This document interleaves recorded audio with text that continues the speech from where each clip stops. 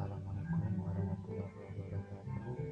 Perkenalkan, nama saya Junedi Bagus, kelas 03 Ampula 18, Fakultas Ekonomi, mahasiswa Universitas Ancang Kumai. Ingin membahas inovasi sebuah strategi. Yang pertama, pentingnya inovasi bagi organisasi. Bila kita kembali mengingat pembahasan kita di bab-bab sebelumnya, seperti kasus Nokia yang kita bahas pada bab 1, terasa sekali kemampuan kondisi lingkungan bisnis, terutama kekuatan persaingan menuntut organisasi untuk selalu hadir dengan tawaran-tawaran baru. Dengan itulah organisasi dapat bertahan, maju, dan bertumbuh. Itu bisa terjadi bila perusahaan menjadikan inovasi sebagai bagian dari pilihan strategi mereka. Mungkin juga menyebabkan tidak sedikit perusahaan yang meyakini manfaat inovasi, seperti perusahaan Google, di mana perusahaan yang dalam tahun 2006, 2007, 2008 selalu menjadi 5 besar perusahaan terinovatif di dunia. Boston Consulting Group, perusahaan konsultan di Amerika, dalam surveinya tahun 2007 yang disebut BCG Senior Management Survey membuktikan hal tersebut. Survei atas 2.468 eksekutif senior yang mewakili 58 negara dan semua industri utama menjelaskan. Yang pertama, inovasi tetap menjadi fokus strategi utama bagi kebanyakan perusahaan, di mana 66% responden menempatkannya sebagai 3 besar prioritas strategi. Sejalan dengan kesimpulan di atas, 67% responden mengatakan bahwa perusahaan mereka akan meningkatkan anggaran inovasinya selama dimulai dari tahun 2007. Yang ketiga, banyak di antara eksekutif perusahaan ini, lebih dari sekitar setengahnya, kurang puas dengan imbalan finansial atas perusahaan. Waktunya lama dan kurangnya koordinasi internal dianggap merupakan 3 kendala utama yang menghalangi perusahaan memperoleh pengembalian atas upaya inovasi mereka. Perusahaan inovatif akan selalu mempengaruhi berbagai elemen yang ada di dalam organisasi, yaitu ada produk, proses, dan sistem, hingga pada tatanan cara berpikir. Produk yang sama sekali baru atau yang baru di keran pengembangan dapat memenuhi harapan konsumen dan pada gilirannya menjamin pemasukan perusahaan. B.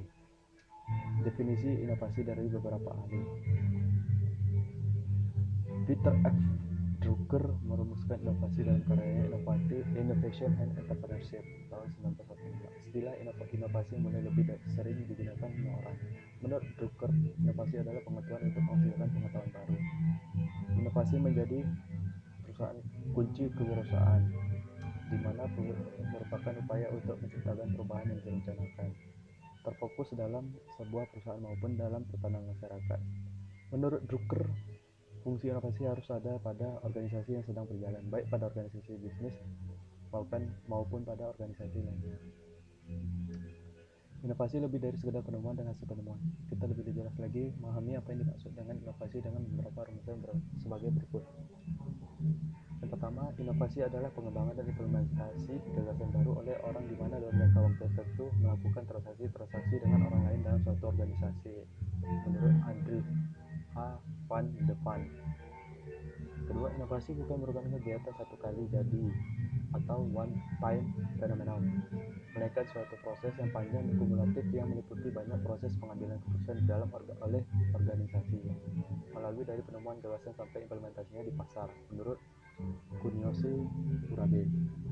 Ketiga, Kearney et al. Merumuskan secara lebih praktis, yakni inovasi adalah hasil temuan atau invensi tambah komersialisasi. Yang keempat, rumusan terakhir ini termasuk yang paling banyak dianut sekarang, terutama untuk masyarakat awam. Kalau satu penemuan belum bisa menghasilkan uang atau laba, atau bisa juga diartikan penurunan biaya tertentu sehingga laba meningkat, maka kita belum bisa menyebutnya sebagai inovasi. C. Perkembangan konsep inovasi. Dengan berjalannya waktu, konsep-konsep tentang inovasi terus berkembang, mencoba dapat dijadikan rujukan bila kita ingin melihat berbagai perspektif pengelompokan inovasi. Dia menunjukkan beberapa penelitian sebelumnya seperti Anderson, Henderson, dan Clark, maupun Christensen yang menjadikan inovasi dikelompokkan menjadi 3 kelompok besar. Yang pertama, inovasi bertahap atau incremental versus inovasi radikal. Kita menyebut inovasi itu bertahap bila ia hanya dibangun berdasarkan pengetahuan dan kecepatan yang dimiliki oleh organisasi untuk membuat pengembangan secara bertahap, baik dalam bentuk estetika ataupun fungsional produk dan jasa. Sedangkan radikal menuntut pengetahuan dan kapabilitas yang berbeda yang membuat kemampuan inovasi perusahaan sekarang usang.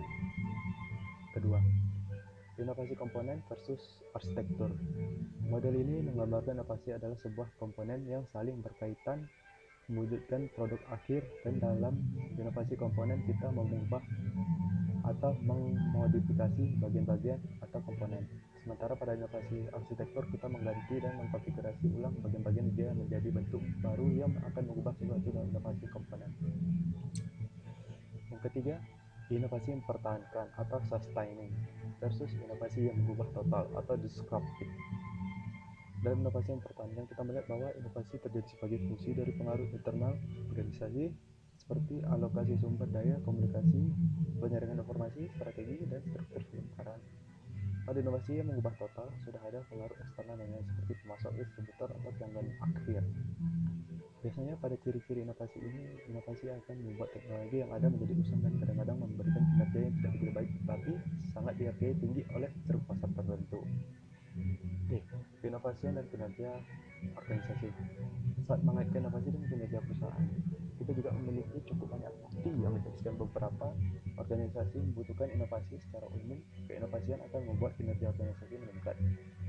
Studi yang dilakukan oleh Damanpur dan Gopalakrishna dan Damanpur menunjukkan tidak sedikit contoh-contoh peran inovasi dalam bentuk menentukan kinerja perusahaan.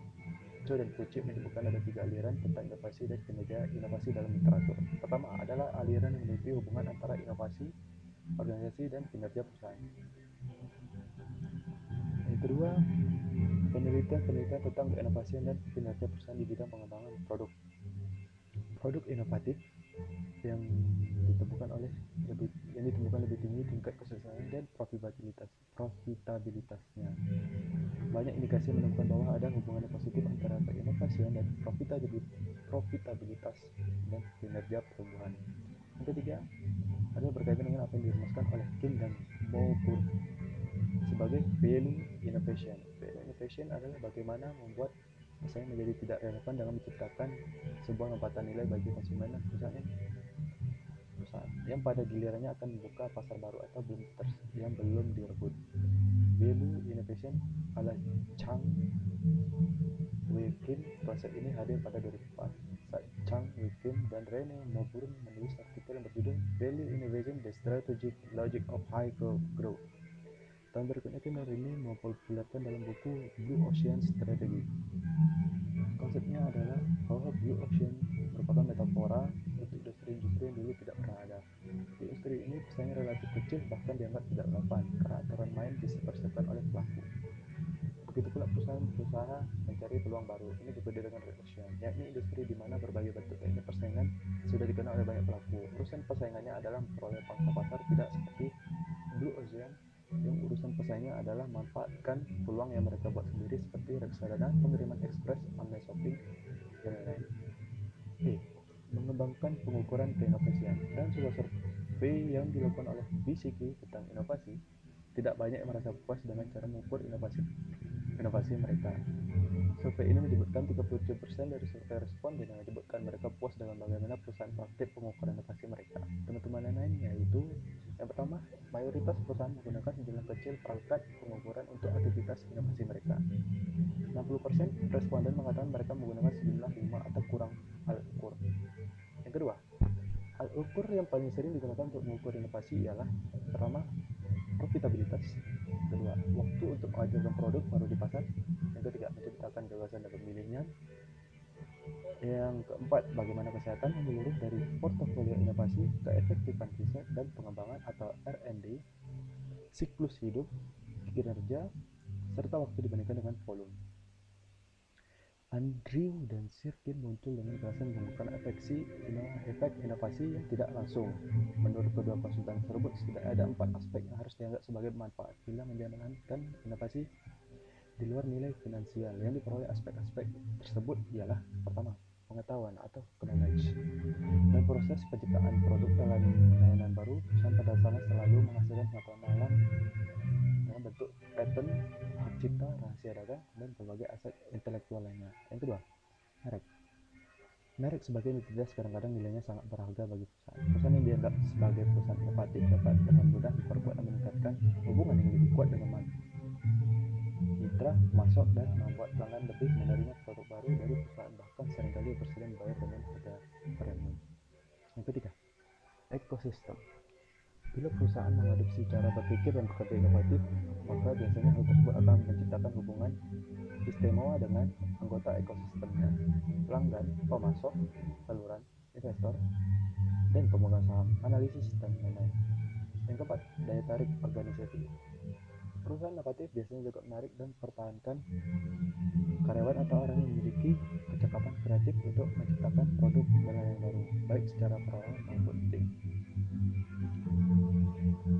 Pembelajaran dan inovasi. Pembelajaran untuk inovasi yang sederhana. Untuk inovasi yang sederhana dan umum sifatnya ada 5 dimensi organisasi. Belajar dari Peter Sainz seperti G sering dikutip oleh para peneliti. 5 dimensi itu ialah kepiawaian pribadi. Kata Sainz adalah bagaimana seorang selalu mengklarifikasi dan memperdalam visinya, memfokuskan ulang energinya, mengembangkan kesabaran, dan melihat realitas secara objektif. Kedua, model mental. Kita juga bisa melihat kaitannya dengan keinovasian seseorang yang akhirnya berujung pada keinovasian organisasi. Model mental ialah dia melekat secara mendalam sebuah penggeneralisasian dan citra yang mempengaruhi seseorang memahami lingkungan sekitarnya. Ketiga, visi bersama. Bagaimana visi bersama bisa berpengaruh pada inovasi organisasi? Visi adalah gambaran masa depan yang harus diciptakan bersama-sama. Dengan visi bersama, individu akan bertindak bukan karena mereka terpaksa, tetapi karena mereka ingin. Sementara itu, organisasi inovatif tidak mungkin terdiri dari satu orang istimewa saja. Setiap orang harus berkomitmen untuk mencari terobosan untuk menjalankannya. 4. Pembelajaran tim. Diharapkan berperan dalam keinovasian, karena bila belajar bersamaan, tim diharapkan menghasilkan sesuatu yang tidak biasa. Saya menjelaskannya, dialog adalah kunci penting dalam hal ini. 5. Pemikiran sistem. Sementara itu, pemikiran sistem membuat individu memahami bahwa apa yang terjadi di sekitarnya jarang sekali yang merupakan sebab akibat linear dan lebih merupakan proses berkaitan satu sama lain. Inovatif lewat corporate entrepreneurship. Konsep CE sangat relevan saat bicara sebagai salah satu strategi perusahaan. Pada tahun 1995, pakar manajemen Peter Drucker menulis sebuah buku terkenal dengan nama Innovation and Entrepreneurship. Dalam perkembangan konsep CE bisa terintegrasi paling tidak dengan beberapa istilah. Istilah itu ialah corporate venturing, entrepreneuring, organizational transformation, and industrial breaking. Corporate venturing berhubungan bagaimana perusahaan melalui bisnis, sementara entrepreneuring merupakan upaya untuk menggunakan kerangka pikir dan perilaku perusahaan yang digunakan untuk menciptakan dan mengembangkan bisnis serta membawa karakter ini dalam perusahaan sekarang. Istilah corporate renewal berkaitan dengan pengaturan atau kombinasi baru dari sumber daya dan hasilnya adalah menciptakan nilai ekonomis yang berkelanjutan. Tom Berry menyebutkan ada 3 kesamaan elemen yang dimiliki dari 4 bentuk CE, yaitu penciptaan sesuatu yang baru dan sebelumnya tidak ada, bisnis, produk, layanan, sistem pembayaran, posisi lain-lain. Yang kedua, hal-hal yang baru menuntut penambahan sumber daya dan atau perubahan dalam pola pemanfaatan sumber daya dalam organisasi. Pembelajaran harus terjadi baik dalam penciptaannya maupun dalam implementasinya, sehingga pada akhirnya ini akan mengembangkan kompetensi dan kapabilitas organisasi baru. Persamaan dan perbedaan antara entrepreneur dan intrapreneur. Ada beberapa kesamaan antara sosok entrepreneur dan intrapreneur, yaitu karyawan yang berlaku seperti entrepreneur, misalnya beberapa hal seperti dikatakan oleh Morris Kratko-Kovin. Keduanya melibatkan perumusan dan pengenalan atas peluang. Kedua, menuntut konsep bisnis yang unik bagi dari segi produk, layanan, atau proses. Ketiga, keduanya memerlukan keseimbangan antara visi dan kecakapan manajerial. Passion dengan pragmatis, proaktif dengan kesabaran. Keduanya dianggap pencipta value atau nilai dan tanggung jawab pada pelanggan. Yang terakhir, keduanya menuntut kegigihan dan kemampanan merumuskan solusi yang inovatif dan menghadapi resistensi dan kendala. Meskipun demikian, jelas tidak seluruhnya sama. Setidaknya untuk urusan berikut itu. Yang pertama, risiko. Bagi entrepreneur, ini soal risk yang harus diambil, sedangkan bagi intrapreneur, Ini soal risiko perusahaan atau risiko karir. Yang kedua, gagasan. Entrepreneur memiliki gagasan, sementara untuk intrapreneur, gagasan memiliki perusahaan. Ketiga, ganjaran, yaitu intrapreneur, ganjarannya biasanya besar sekali. Sementara untuk intrapreneur hanya terkait dengan bonus dan berbagai ganjaran finansial atau non finansial lainnya. Kebebasan bermanuver pada entrepreneur bisa sangat fleksibel, sedangkan di intrapreneur mau tidak mau tetap terganggu pada prosedur dan birokrasi. Yang terakhir, sumber daya. Seringkali sumber daya bagi entrepreneur terbatas. Inovasi Samsung berduet dengan Android. Langkah membenamkan Android ke pasaran merupakan revolusi terbesar Samsung. Sistem operasi milik Google itu mengantarkan Samsung menyeruak langit kesuksesan dan merajai ranah smartphone, sebuah efek kesuksesan yang amat indah. Sistem open source ini memang sudah digadang-gadang merengkuh sukses jauh sebelum sistemnya diterapkan. Maka dari Galaxy Series dengan Android adalah langkah brilian.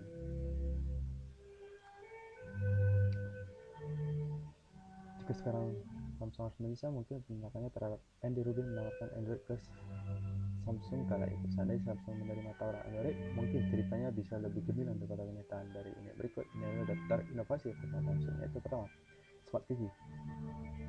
Kedua, Galaxy Series. Yang ketiga, mobile computing. Oke, sekian dan terima kasih. Wassalamualaikum warahmatullahi wabarakatuh.